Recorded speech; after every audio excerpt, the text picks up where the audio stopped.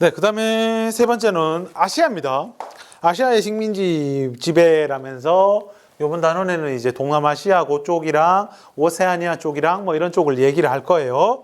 자, 먼저 스타트는 영국입니다. 영국은 1757년에 플라시 전투라고 생각납니까? 또 뭐 기억 안 난다고 하시겠죠, 그죠? 네, 플라시 전투라고 그 프랑스랑 전쟁을 하지요. 인도를 두고 이 1757년 같으면 이때가 이제 7년 전쟁. 마리아 테레지아, 오스트리아의 마리아 테레지아가 프로이센한테 뺏겼던 슐레지엔을 찾기 위해서 전쟁을 벌였던, 이때 당시에 프로이센이 거의 외롭게 싸우고 있었는데 영국에서 도와주지요. 근데 국내의 전쟁에는, 유럽 안에서의 전쟁은 별로 도움이 안 되고 영국은 이때 식민지에서, 나라 바깥에서만 겁나 전쟁하면서 자기 식민지를 넓혀갔죠.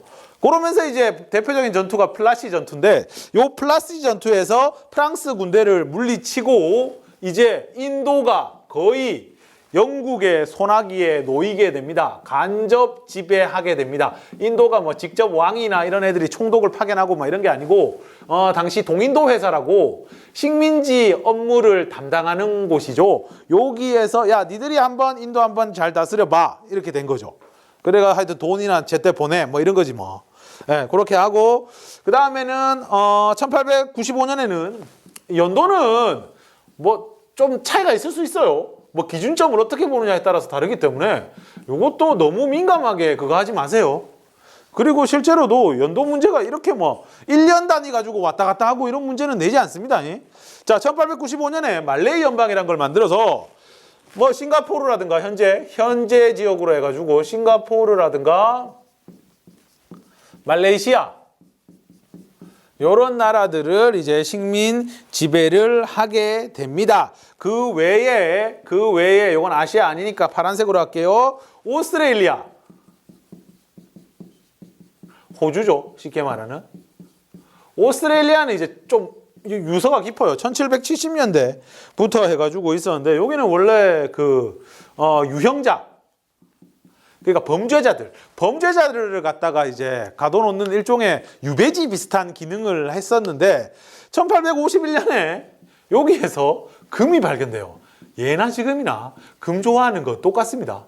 그게 아까 아프리카에도 그래 막 했던 것 중에 하나가 뭐냐면은, 막 뛰어다니고 뭐 이랬던 것 중에 하나는 뭐 개종을 하니 문명을 전파하니 이런 소리는 다 그냥 거짓말이고, 진짜 뭐 그렇게 해서 간 사람들도 있겠지만 거의 대부분은 이제 뭐 금이나 다이아몬드나 뭐 이런 거지. 이런 거에 대한 욕심 뭐 이런 걸로 해서 가는 거예요. 자, 어쨌든 금이 1851년 발견되면서 골드러시가 벌어지게 되고, 그러면서 오스트리아가 개발이 되게 되지요. 그 다음에 뭐 뉴질랜드 같은 경우에도 1907년 차지를 하게 되고, 그래서 전 육지의 22.63%, 요거는 이제 내가 보고 있는 인포그래픽 세계사라는 책에 나오는 겁니다. 뭐 몽고 제국이 전성기 때 21.48, 이렇게 이야기를 하거든요. 그러니까 대략 한 1%, 몽골이라고 해야 되나? 몽골로 해주자. 괜히 이걸로 이 걸면 또 피곤하다.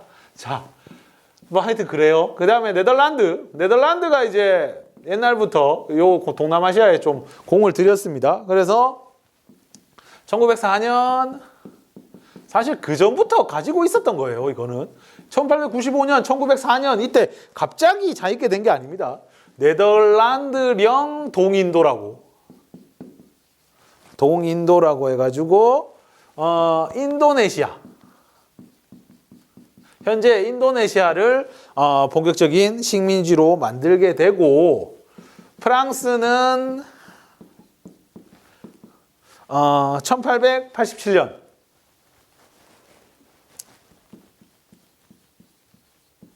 프랑스령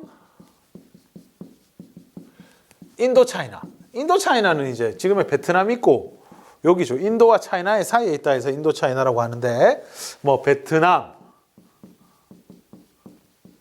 라오스, 그 다음에 뭐 캄보디아.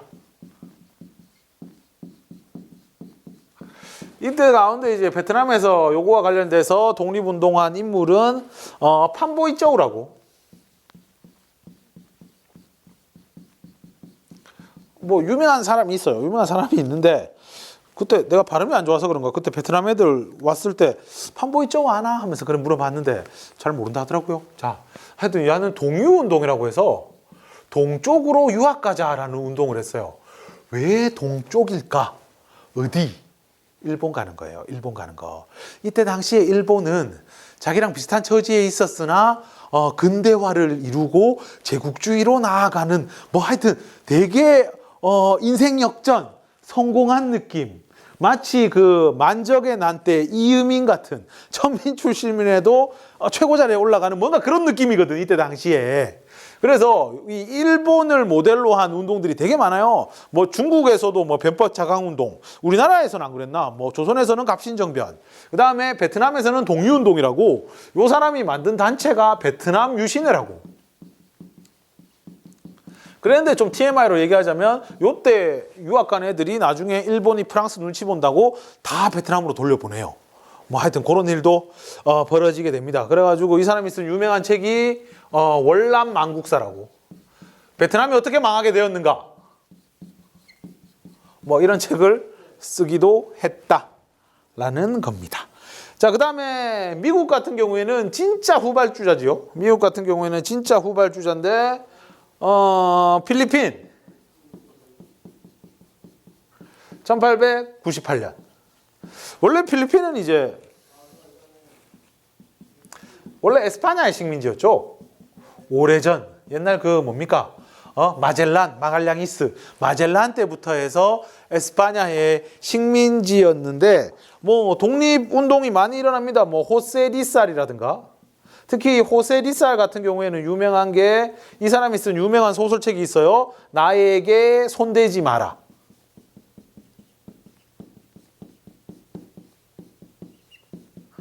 뭐 하여튼 이런 것들이 있는데 뭐 하여튼 에스파냐로부터 독립하려고 막 이런 노력을 했었고, 그 다음에 뭐 아기날도 뭐 이런 게 있었는데 에스파냐를 몰아내는 데 성공하는데 그 다음에 미국이 오죠. 미국의 식민지가 됩니다. 그 다음에 뭐 하와이도 1898년, 그 다음에 괌 뭐 이런 데도 있고, 나중에 쿠바, 그 다음 푸에르토리코,